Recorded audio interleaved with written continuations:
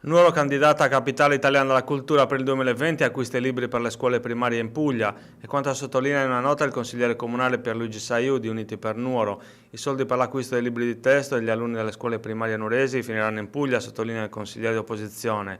L'importo per la fornitura ammontava a 52.290 euro. La ditta pugliese se l'è aggiudicata per 50.720 euro.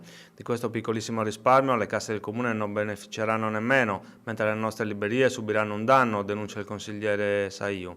Da un po' di tempo non si fa altro che parlare di capitale della cultura e invece che tutelare le librerie della città, nel pieno rispetto degli strumenti normativi in vigore, si comprano i libri altrove. Dobbiamo essere noi prima a difendere la nostra economia, continua l'esponente di Uniti per Nuoro. Un'amministrazione che non si preoccupa di questo è lontana dalla città.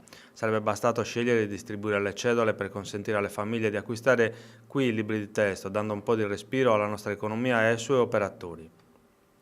L'esponente dell'opposizione ricorda che in base alle norme oggi in vigore, sia nazionali che regionali, gli alunni che frequentano le scuole primarie hanno diritto alla fornitura gratuita dei libri di testo. Il Comune di Cagliari, per esempio, utilizza le cedole, informa Saiu. Addirittura la Regione Lombardia nel 2016 ha approvato una norma che prevede l'uso esclusivo della cedola per tutelare proprio le librerie locali. Sulla stessa linea anche Leonardo Moro, consigliere comunale del PD. Il comune di Nuoro si è infilato nella comoda burocrazia, ha espletato una gara d'appalto sul MEPA e guarda un po' ha vinto una ditta della penisola. Si poteva invece attivare una convenzione o un accreditamento con le librerie cittadine. Oltre ai soliti slogan bisognerebbe sostenere le librerie locali, conclude Moro, con coraggio e intelligenza come fanno in mezza Italia, consentendo alle famiglie di scegliere la libreria di fiducia. Nulla di scandaloso, è tutto perfettamente in regola sotto il profilo amministrativo. Si tratta però di un altro colpo che viene inferto alle nostre imprese locali.